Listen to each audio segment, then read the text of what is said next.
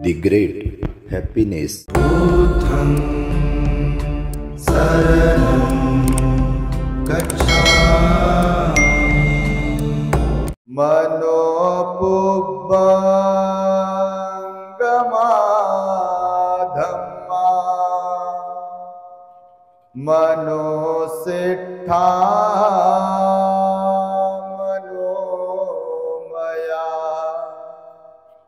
मनसाचे पदुठेना भासते वा करोति वा ततो न दुःखमन्वेति चक्रं वा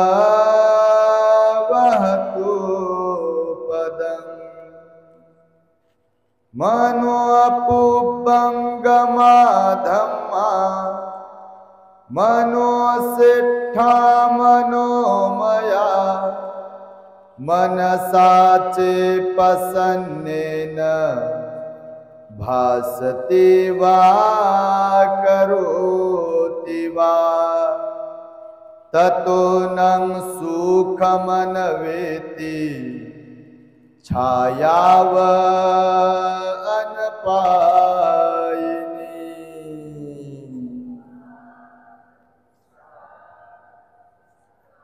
संपूर्ण विश्वाला ज्यांनी सुख शांती मानवता तथा दुःख मुक्तीचा आर्य संदेश दिला असे ते दुःख मुक्तीचे मार्गदाता दुःख मुक्त महामानव महान कारुणिक तथागत भगवान सम्यक संबुद्ध तथागतांनी आपल्या शुद्ध प्रज्ञेतून निर्मिलेला सद्धम्म आणि त्याच सद्धम्माचा गेली 2500 वर्षांपासून सातत्याने अहोरात्र प्रचार आणि प्रसार करणारा पूजनीय भिक्खू संघ या महान आणि सर्वश्रेष्ठ अशा त्रिरत्नांना प्रथमतः त्रिवार अभिवादन करतो, ज्यांच्या महान आणि असीम त्याग प्रभावामुळे आपल्याला जो हा अनमोल असा बुद्ध धम्म लाभला आणि ज्यांच्यामुळे आपल्याला हे एवढे मोठे वैभव प्राप्त झाले असे महान युग प्रवर्तक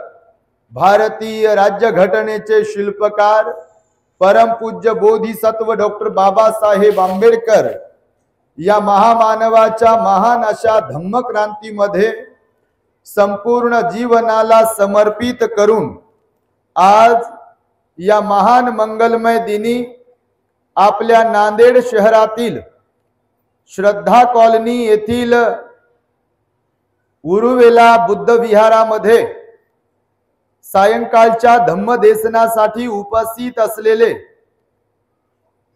माझ्या समवेत उपस्थित असलेले माझे धम्मबंधू पूजनीय भिक्खू पंजाबोधीजी थेरो नांदेड जिल्हा भिक्खू संघाचे सन्माननीय अध्यक्ष, त्याचबरोबर आपल्या उरुवेला बुद्ध विहाराशी संबंधित असलेले सर्व श्रद्धावंत उपासक उपासिका नांदेड शहर आणि नांदेडच्याही बाहेरून धम्मदेशना श्रवण करण्यासाठी उपस्थित असलेले आपण सर्व श्रद्धावंत उपासक उपासिका बालक तथा बालिकांनो, तद्वतच दी ग्रेट हॅपीनेस या आपल्या यूट्यूब चॅनलचे सर्वच दर्शक सर्वप्रथम तुम्हा सर्वांच्या प्रती मंगल मैत्री सद्भावना व्यक्त करतो आणि आपणा सर्वांच्या दुःख मुक्ती करिता तथागत भगवान बुद्धांद्वारा उपदेशिलेल्या धम्मोपदेशास प्रारंभ करतो।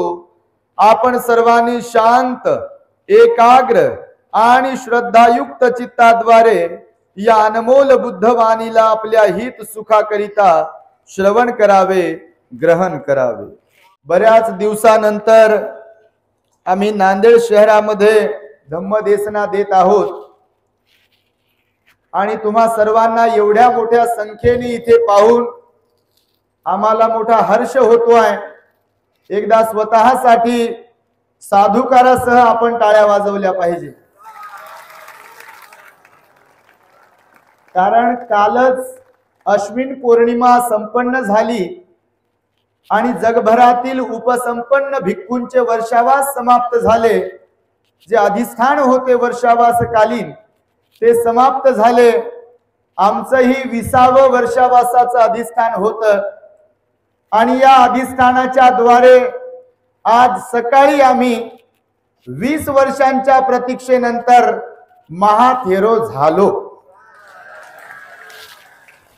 आणि बघा, तुमचं पुण्यकर्म म्हणावं की तुमचा बहुमान म्हणावा, सकाळी मैत्री बुद्ध विहार N11 हडको नवजीवन कॉलनी औरंगाबाद येथील जिथे आमचं अधिष्ठान होतं तिथे पूज्य भिक्षू संघाला भोजनदान आणि कठीण चिवरदान दिल्या गेलं।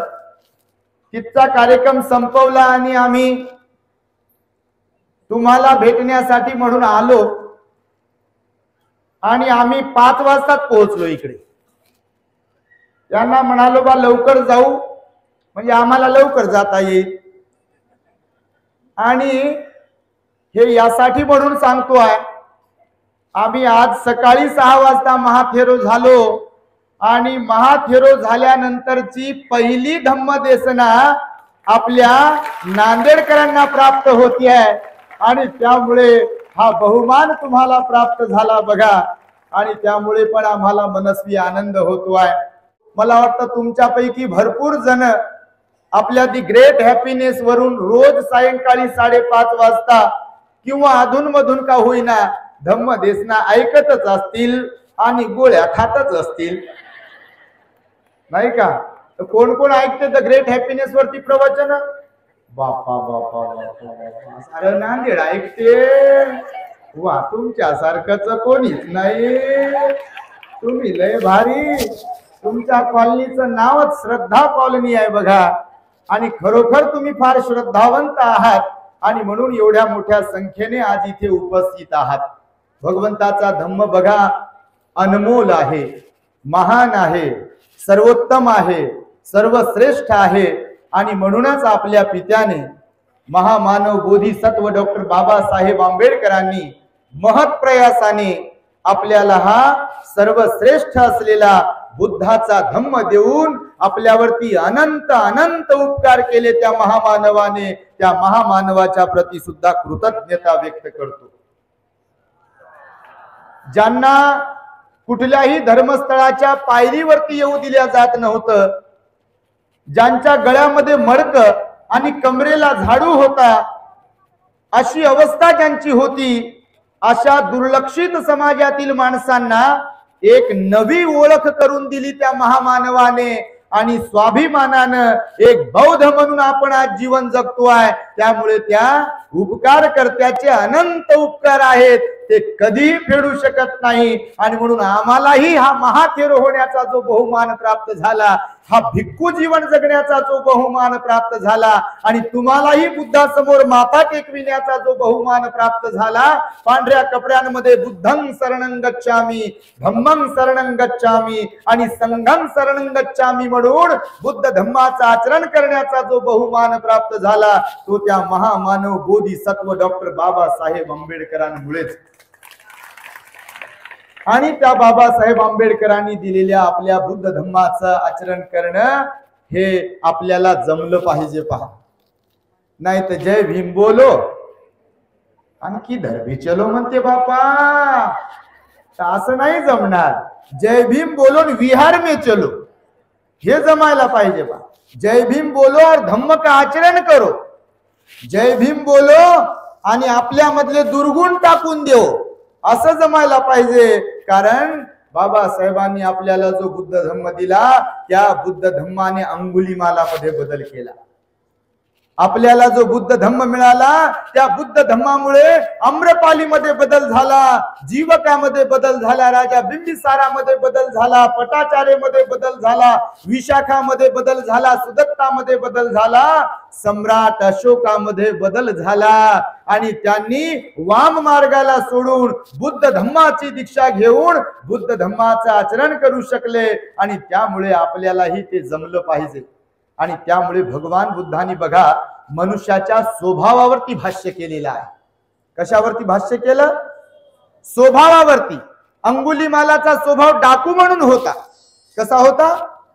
डाकू म्हणून स्वभाव होता. महामानव बोधिसत्व doctor Babasaheb Ambedkar Buddha and his धम्मग्रंथामध्ये लिहितात, अंगुलीमाल ज्या दिशेला राहत होता तिकडे 5, 50, 150 लोक जायला धजत नव्हते, घाबरत होते ना. बाबासाहेबांनी लिहिलं. परंतु तो अंगुलीमाल बुद्धाला शरण आला, त्याने शस्त्र टाकून दिलं, भगवंतासमोर नतमस्तक झाला. भगवंताने त्याला सांगितलं, शिकवलं की वाईट बनणं फार सोपं आहे, कोणाला शिव्या देणं फार सोपं आहे, कोणाची निंदा करणं, कोणाचं पाखडत बसणं हे लय सोपं आहे. तुम्हाला जमत असेल बापा, पण तसं नका करू. पाखडणं लय सोपं आहे. इथून तिथं बसलं, तुम्हाला माहित आहे का म्हणते, तुम्हाला माहित आहे का म्हणते, म्हणजे हेच ज्ञानी. साऱ्या नांदेडचं ज्ञान तुम्हाला जणू काही असं दाखवते. पहा, तुम्ही नाही तसे, तुमच्यासारखं कोणी नाही आहे. त्या अंगुलीमालाला शिकवलं भगवान बुद्धाने, तोडणं फार सोपं आहे. मग ते माणसं तोडणं असो, कोणाचं घर तोडणं असो, कोणतं नगर तोडणं असो, की एखादं विहार तोडणं असो, तोडणं फार सोपं आहे. भांडणं फार सोपं आहे. शिवीगाळ करणं फार सोपं आहे. मारणं फार सोपं आहे. वाद करणं फार सोपं आहे.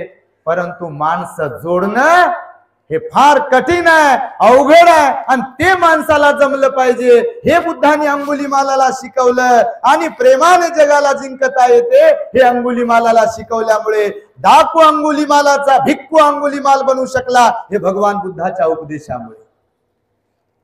जाने प्रेमाने जिंकिले जगा, जाने प्रेमाने जिंकिले जगा, वीर असा गौतम आहे, वीर असा गौतम आहे, जाने प्रेमाने जिंकिले जगा, जाने प्रेमाने जिंकिले जगा.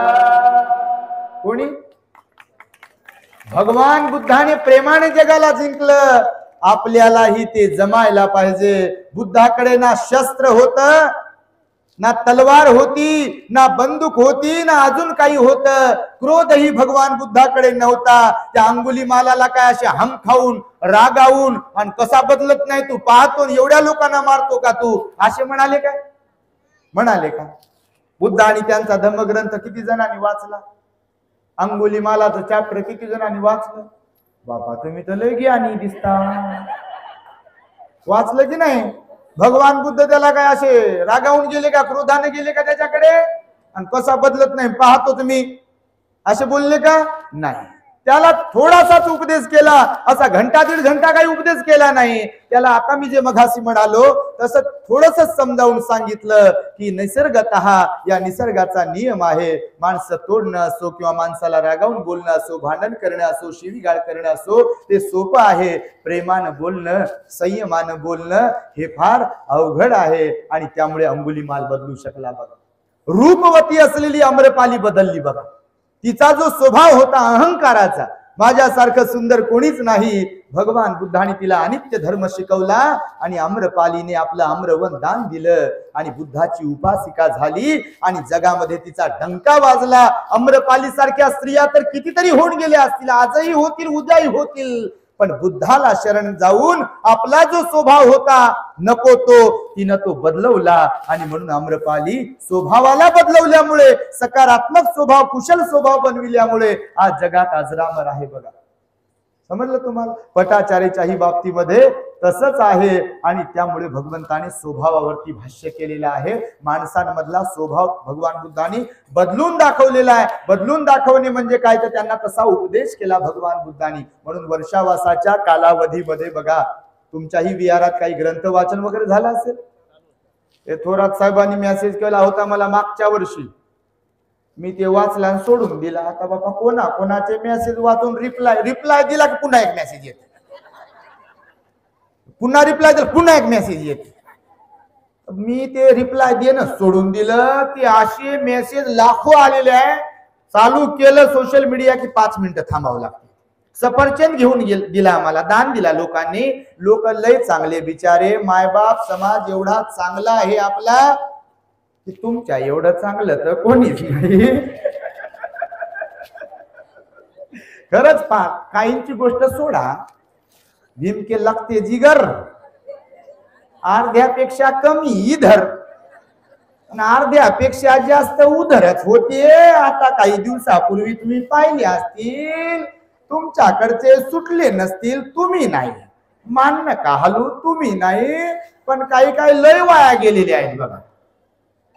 लय म्हणजे विचारच करू शकत नाही एवढे वाया गेलेले आहेत. तर या वाया गेलेल्या लोकांना बुद्धाच्या धम्माची गरज आहे. म्हणून आपल्या स्वभावात आपण बदल केला पाहिजे. बघा, भगवान बुद्ध म्हणाले, कोणीही श्रीमंतीमुळे, धनामुळे किंवा सौंदर्यामुळे कोणी कीर्तिमान होत नसतो. बघा, आपली कीर्ती जर आपल्याला अजरामर ठेवायची असेल, आपल्याला जीवनामध्ये यशाचं शिखर गाठायचं असेल, आपल्याला सुखाकडून सुखाकडे जायचं असेल किंवा अंधाराकडून प्रकाशाकडे जायचं असेल, तर आपल्या स्वभावात आपण बदल केला पाहिजे. घरची माणसं आपली व्हावेत असं वाटत असेल, समाजातली माणसं आपली व्हावेत असं वाटत असेल, हे जग आपलं व्हावं असं जर वाटत असेल, तर आपण आपल्याला स्वतःला तपासणं फार गरजेचं आहे. दुसऱ्याला तपासणं लय सोपं आहे, जगाला तपासणं लय सोपं आहे, आपल्याला तपासणं लय अवघड आहे. दुसऱ्याला तपासायला काही लागत नाही. नजर फिरवली, कुठून आले असली, कुठून घेतला असेल, 2 नंबरचं बांधले का बिल्डिंग.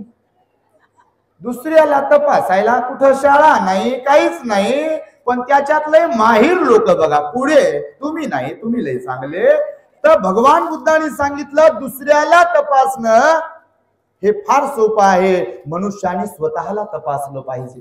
अत्ता ही अत्तनो नाथो कोही नाथो परोसिया. तुम्ही तुमचे मालक आहात, तुम्ही तुमचे स्वामी आहात, तुम्ही तुमचे नाथ आहात. तुम्ही जे ठरवाल ते तुम्ही बनू शकता. बघा, म्हणून वाईट लोक चांगले बनू शकतात आणि चांगले लोक वाईट बनू शकतात. म्हणून आपला स्वभाव आपल्याला ओळखता आला पाहिजे. जग तर लगेच ओळखते बापा, या डिस्प्लेकडे पाहून. आपण स्मशानातून आलो का, भांडून आलो का, काय करून आलो की लोकांनी पाहिलं की चेहरा ओळखते. कारण सगळ्यांचा चेहरा काही क्षणासाठीच प्रसन्न राहते, नंतर एकदम विस्पारलेलं, नाराज, एकदम विचारूच नका कसा कसा असते. कारण लय मोड मधून लोक येत असतात, जात असतात.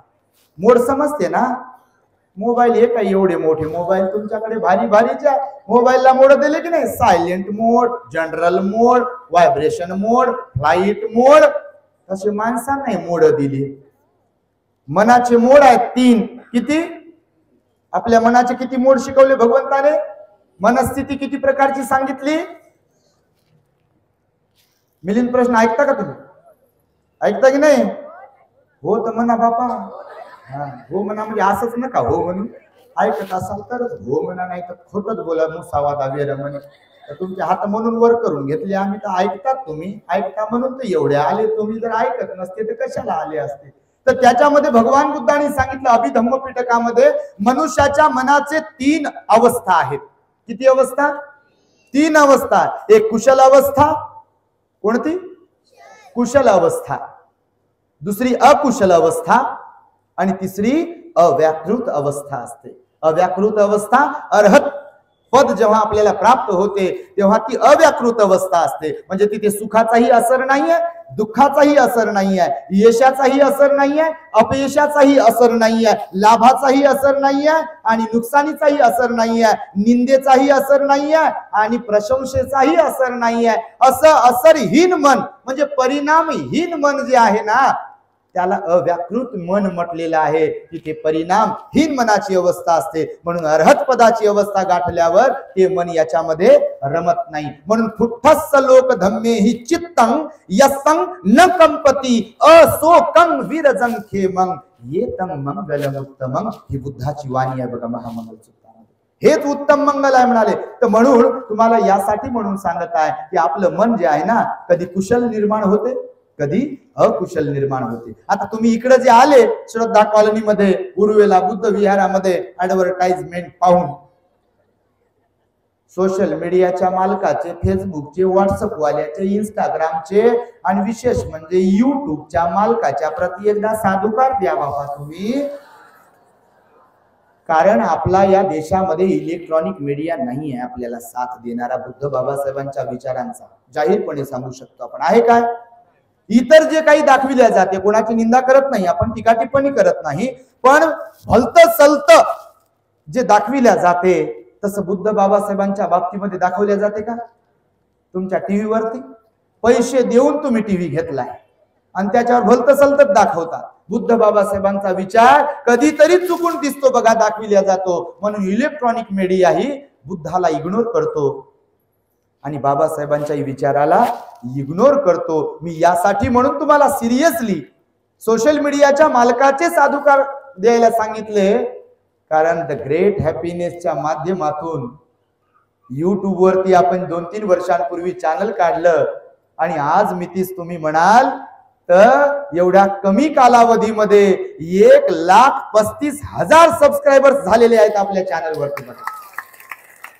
ही फार मोठी उपलब्धता आहे. आणि आपल्या चॅनलच्या माध्यमातून आता दररोज आम्ही सायंकाळी वर्षावासामध्ये 5:30 वाजता लाईव्ह धम्मदेशन असते बघा मिलिंद प्रश्नावरती.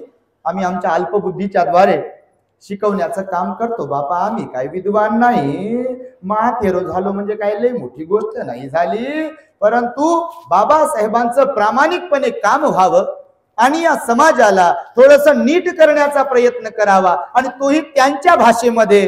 कारण लय सिरियसली शिकवलं सांगितलं तर ते आम्ही शिकून पाहिलं. काय शिकू लागले भक्तीजी?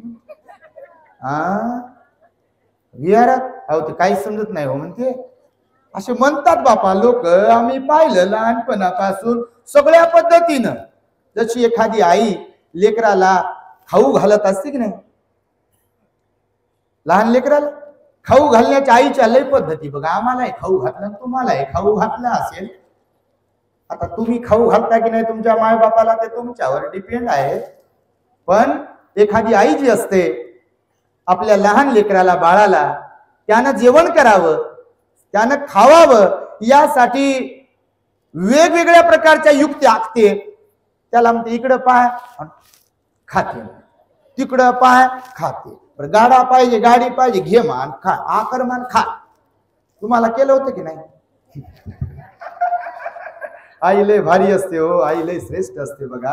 तुम्हाला सांगतो 19-20 होत असते, रागावते, पण सगळ्या गोष्टी तर होतच राहतात. पण आई वडिलासारखं भगवान बुद्धांनी सांगितलं, बुद्धानंतर पूज्य भिक्षू संघ आणि पूज्य भिक्षू संघानंतर माता पिता श्रेष्ठ असतात आणि म्हणून माता पित्यांची सेवा करा आणि मूल बाळ बायको यांचा सांभाळ करा असं शिकवलं. पण काही ठिकाणी तुम्ही नाही तसे अगोदर सांगतो बापा हे बायको लेकराचं सेवा करते आणि माय बापाला म्हणते मी सांभाळतो म्हणते.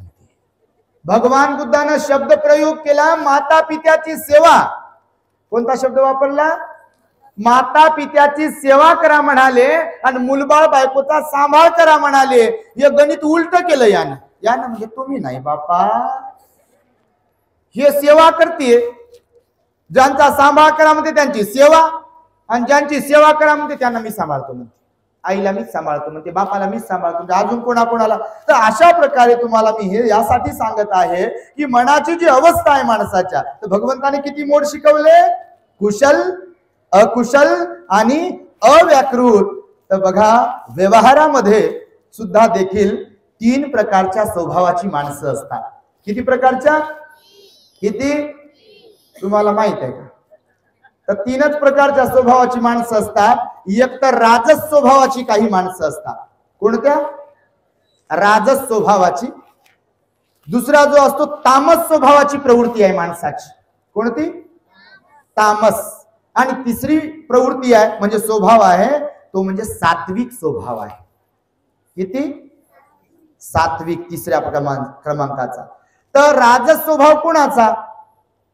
तर जे लय रागीट असतात, चिडखोर असतात, कोणी सहन होत नाही, धक्क्याला बुकीत म्हणते. घरातले असो की बाहेरचे असो, लगे काही जरी झालं की डोळे विस्फारतेच असे, थरथर थरथर लालानं बोन म्हणते हाणू का तुला बाबा, लावू का तुला, हे करू का ते करू का, सहनच होत नाही कोणी. पा असे काही लोक असतात. तुम्ही बिलकुल नाही, तुमच्यासारखे कोणी नाही. तर राजस स्वभावाचे जे लोक असतात, राजस स्वभावाचे लोक कसे असतात, तर राजकारणी माइंडेड, कपट नीतीवाले. कसे?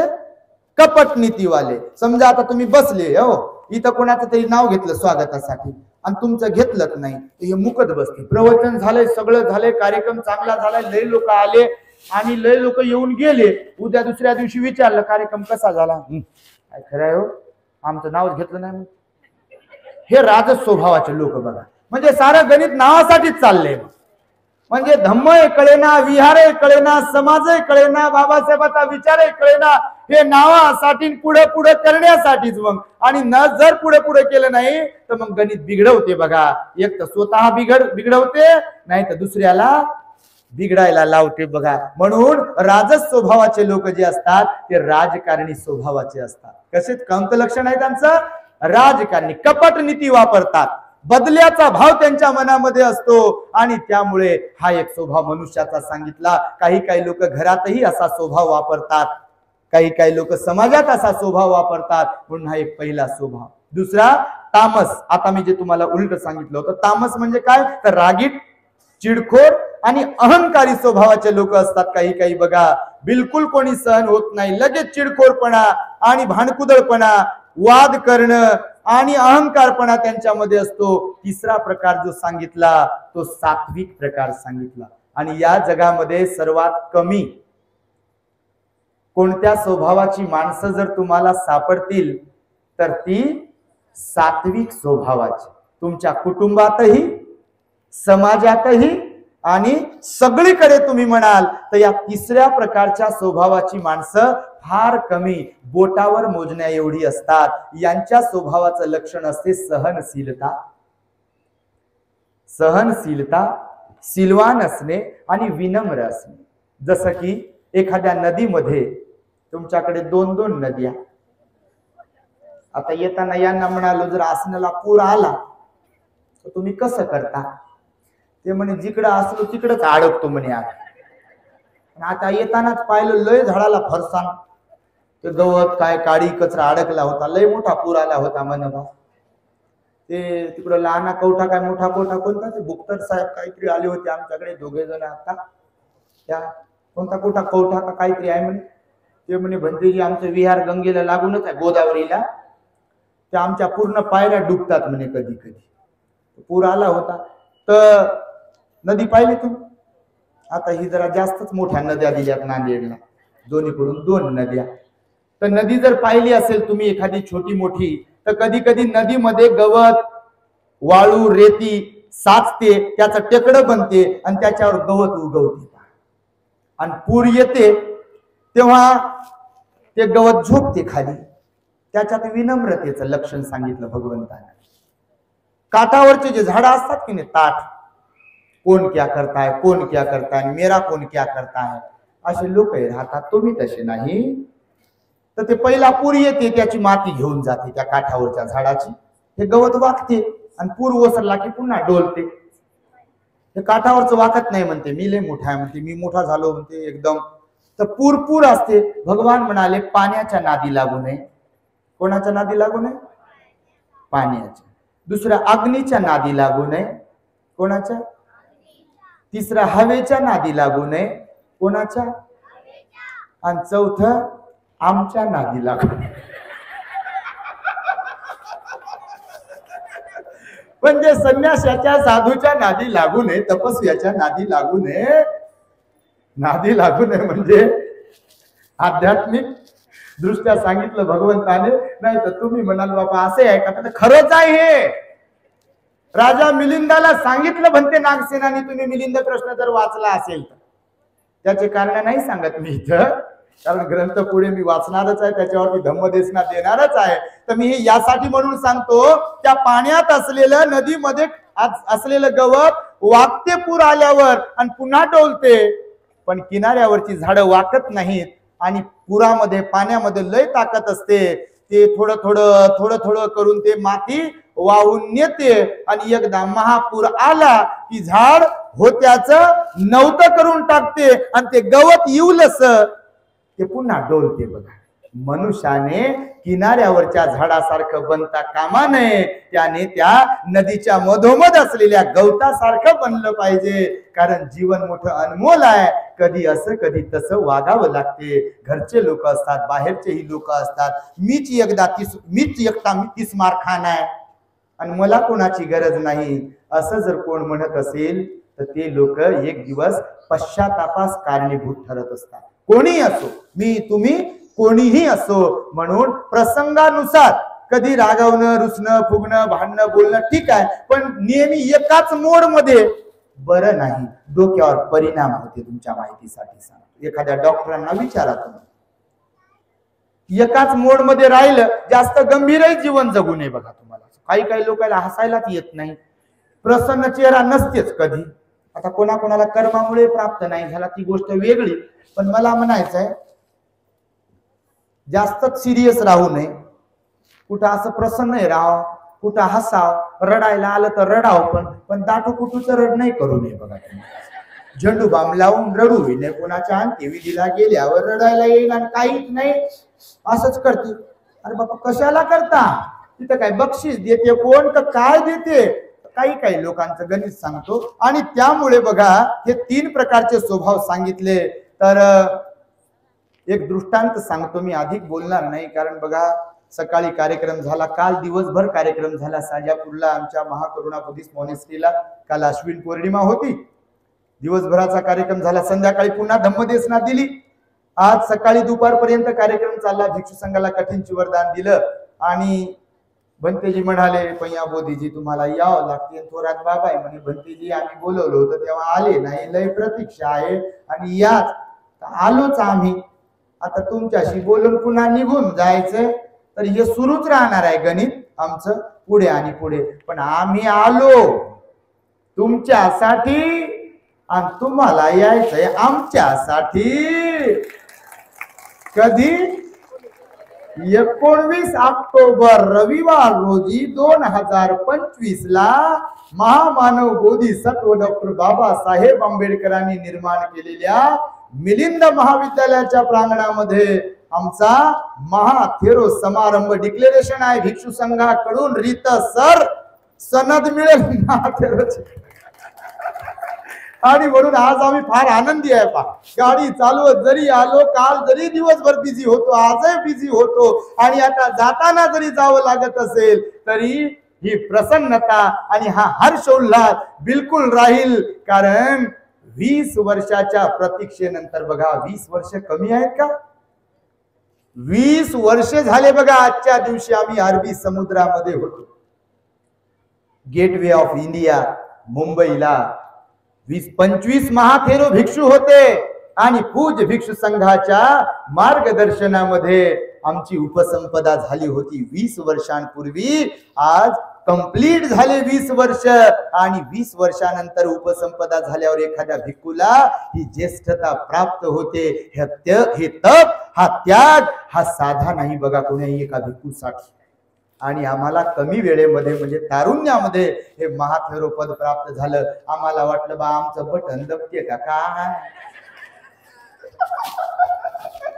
कारण भगवंताचं वचन आहे कोणाचंही बटन दबते आणि कधी दबू शकते बघा, त्याचा काही भरोसा आहे का?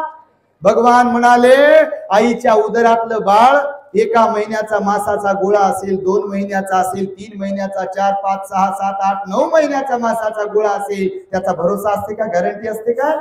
नसते बघा. त्या आईच्या उदरातही जाऊ शकते त्याच्या स्वतःच्या कर्मविपाकानुसार किंवा त्या माता पित्याच्या कर्मविपाकानुसार. म्हणा जन्माला आलेलं ही बाळ एका दिवसात, 24 तासामध्ये किंवा अगदी बाल्य अवस्थेमध्ये त्याचं बटन दबू शकते बघा. पूर्वीचं त्याचं कर्म असते तसं. आणि भगवान बुद्धांनी सांगितलं अगदी कुमार अवस्थेमध्ये, तारुण्यामध्ये, मध्य अवस्थेमध्ये, म्हातारपणामध्ये आणि 100 जरी गाठली तर इथे अमृत पिऊन कोणी आलेलं नाही.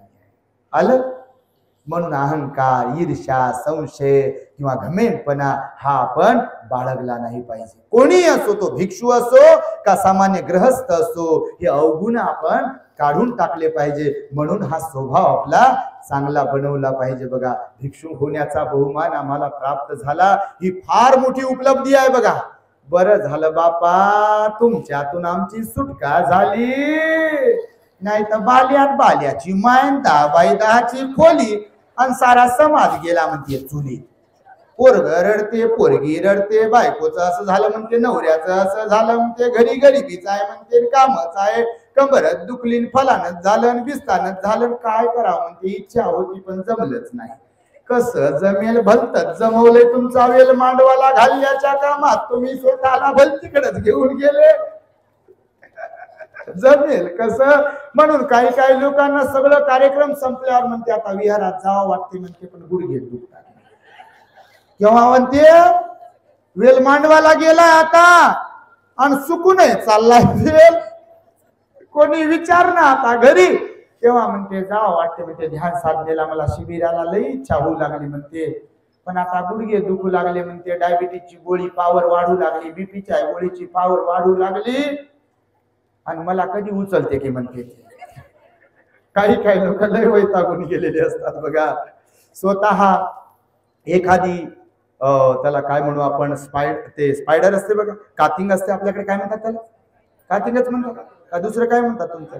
तुम्ही कुठं दुसऱ्या ग्रहाहून आले बापा, इथंच राहता तुम्ही. तर काही मनुष्याचं जीवन असं बनवलेलं असते बघा, हातानच त्या कातिंग सारखं बनवलेलं असते बघा, स्पायडर सारखं बनवलेलं असतं. तिचं जाळं जर तुम्ही कधी पाहिलं, स्वच्छता तुम्ही कधी करत असाल तर एवढं सुंदर जाळं विणलेलं असते त्याने, आणि तुम्ही बारकाईनं पाहत असाल तर त्या जाळ्यामध्ये ती मरून पडलेली असते बघा. मनुष्याचंही असंच होते बघा. हे पोरासाठी बनवायचं, पोरीसाठी बनवायचं, माझ्यासाठी बनवायचं, हे एक करायचंय, ते करायचंय, हे करायचंय, ते करायचंय, असं करायचंय, येऊ द्या म्हणता म्हणता बटन दबते आणि लोक म्हणतात उचला.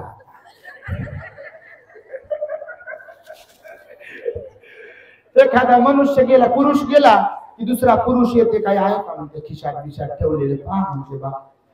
एखादी बिचारी महिला गेली तर म्हातारी आई येते जवळ जाऊन म्हणते, गळ्यात काय राहिले का, कानात काय राहिले का, कमळाला काय ठेवलं का, पिशवी कुठं ठेवली काय पहा म्हणते, कानातलं नाकातलं आता सारं काढून घेतात. ज्याच्यात लय जीव होता, चाबी लपू लपू लपू, बटन दबलं, चाबी कुठे पहा म्हणते, कागदपत्र कुठं ठेवले ते पहा म्हणते. जलदान विधी पुण्यानुमोदन झाला ना झाला. किती भाऊ होते, किती पोरं होते? 2 3. बर, वरचा घेता खालचा घेता, इथून सुरू होते बघा. आणि आपण जर दवाखान्यात गेलो, बटन दबलं, काही लोकांना वाटत बटन दबलं बापा भंतेजी मरणाबद्दल काऊन बोलत असतील, पण आपण बोललो काय आणि नाही बोललो काय, तो मी असो का तुम्ही असो, जेव्हा बटन दबायचंय त्याला कोणी रोखू शकत नाही. किच्चो मनुसपटी लाभो किच्छं मच्चान जीवितं, हे भगवंताचं वचन आहे. मरणाराचं जिवंत राहणं कठीण आहे म्हणाले भगवान. आणि मग आपण सरकारी दवाखान्यात किंवा एखाद्या दवाखान्यात गेलो समजा, आणि आपली बॉडी जर येत असेल, अगोदर लय साहेब म्हणावं, मला कोण लय मॅडम म्हणावं, पुढं करावं, हार द्यावं, नाव टाकावं, त्याच्या समोर पद दिलं नाही, तुम्हाला माहित नाही का पद कोणतं होतं ते, असं लय काय असेल. आणि आपलं बटन दबलं की लोक असं म्हणत नाहीत साहेब कुठपर्यंत आले, मॅडम कुठपर्यंत आल्या, लोक म्हणतात बॉडी कुठपर्यंत आली. सारं 0 बजेट करून टाकलेलं असते. आपलं बटन दबलं की आपण झालो 0. आणि म्हणून बघा, अवगुण आपण त्यागले पाहिजे, आणि अवगुण त्यागल्याशिवाय जीवनाचा आनंद नाही बघा. म्हणून कोणाच्या दुःखाला जबाबदार ठरून आनंदी होण्यापेक्षा कोणाच्या तरी सुखाला जबाबदार ठरून आपल्याला मिळणारा जो आनंद आहे, तो जो आनंद असतो आपल्याला संतुष्टी देतो बघा, प्रसन्न बनवतो आपल्याला. आणि म्हणून भगवान बुद्धांनी मनुष्याला स्वभाव बदलायला सांगितलं बघा. तर जाता जाता सरते शेवटी, आता तुम्हाला मूळ पत्रिका तर दिलीच हो, लक्षात ठेवा, कारण मोठा कार्यक्रम आहे, संपूर्ण महाराष्ट्रातून लोक येणार आहेत. का तर लोकांना वाटते बा, तुम्हाला जसं वाटत होतं का भंतेजीला आम्ही मोबाईलवर आणि टीव्हीवरच पाहत होतो, तर प्रत्यक्ष येणारच आहेत, तर जाऊन आपण प्रवचन ऐकू थेट. आता मगाशी सांगितल्यानुसार बाबा पहिला बहुमान नांदेडकरांना प्राप्त झाला. तर कुठून कुठून कर्नाटक, गुजरात, तेलंगणा, मुंबई, पुणे, विदर्भ, मराठवाडा, पश्चिम महाराष्ट्र, कोकण लोकांचे फोन मेसेज, भंतेजी आम्हाला कृतज्ञता व्यक्त करायची आहे तुम्हाला प्रत्यक्ष भेटून तिथे येऊन दान देऊन, तर आम्ही परिवारासह नातेवाईकासह येणार आहोत असे लोक रोज बोलू लागले बघा. म्हणून फुकट प्रवचन ऐकायचे. फुकट म्हणजे बा की मोबाईलवर घरीच बसून लय चांगलं लय चांगलं, मग आम्ही येऊ म्हणतात लोक, पण त्याची जलदान विधीला या, लग्नाला या, आणि तुमच्याशिवाय जमतच नाही.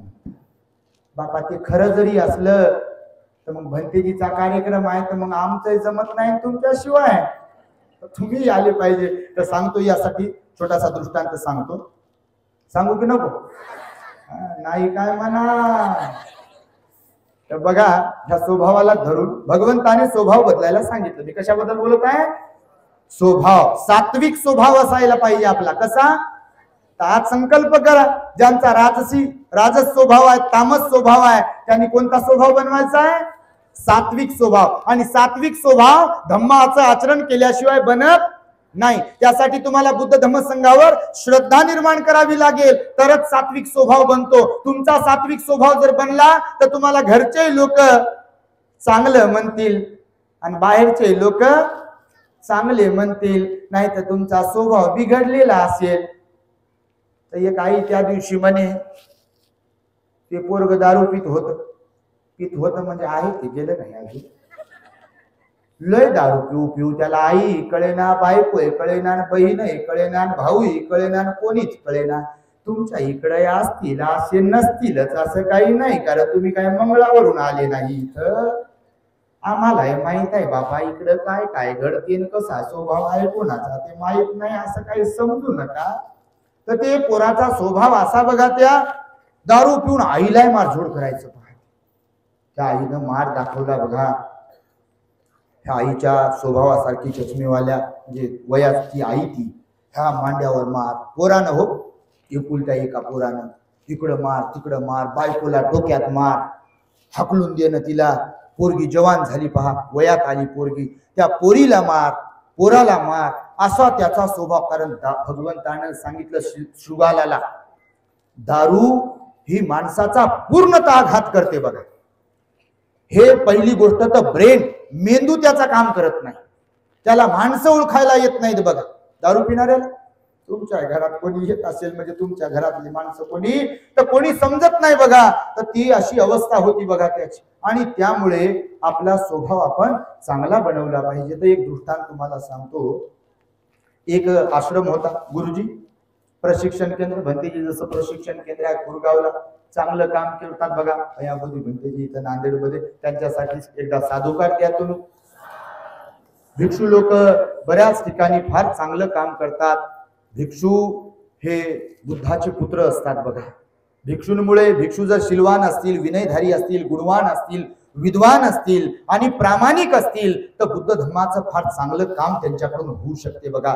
कारण या चिवर ही अर्हताची ध्वजा आहे. काय आहे? अर्हताची ध्वजा आहे बघा. चिवराला पाहिलं की असे हात जोडा वाटतात, वंदन करा वाटते, माथा टेकवा वाटते, दान द्यावं वाटते, नाही का? तर हे चिवराकडे पाहिल्यावर वाटते, कारण हे बुद्धाचं वस्त्र आहे, नाही भगवंताने दिलं नाही, हे भगवा वस्त्र नाही असं निव्वळ, हे भगवान बुद्धाने सांगितली अर्हताची ध्वजा आहे. कशाची? अर्हताची ध्वजा आहे. आणि त्यामुळे एक गुरुजी होते, त्यांचे शिष्य होते. दृष्टांत तर तुम्ही ऐकतच असाल आणि मी बरेच दिवस झाले सांगितलाच नाही दृष्टांत, म्हणून सांगितलेला दृष्टांत सांगतो. तुमच्यापैकी कोण ऐकला असेल तर गुरुजीचे अनेक शिष्य होते. एका शिष्याचं शिक्षण पूर्ण झालं बा आणि त्याचा सेंड ऑफचा प्रोग्राम होता. तो आता घरी जाणार होता. तर त्या काळातली गोष्ट, शिक्षण त्याचं पूर्ण झाला. गुरुजीकडे तो आला आणि गुरुजीला त्यानं नमस्कार केला. गुरुजी म्हणाले तुझं शिक्षण पूर्ण झालं आता आणि तुला एक मी भेट देतो गुरुजी म्हणून. म्हणे काय देता गुरुजी मला भेट? बाबा तुम्ही एवढी भेट दिली विद्यारूपी.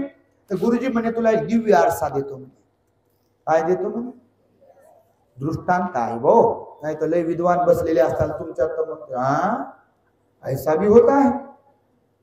तर ते ज्ञान आपलं तिथं तशा प्रकारे चालवलं पाहिजे. तर मग दिव्य आरसा देतो आणि ते म्हणाले ठीक आहे गुरुजी द्या. दिला गुरुजीनं दिव्य आरसा. दृष्टांतच आहे बरं. आरसा दिला. आता मनुष्याचा एक मूळ स्वभाव असतो बघा. कोणता?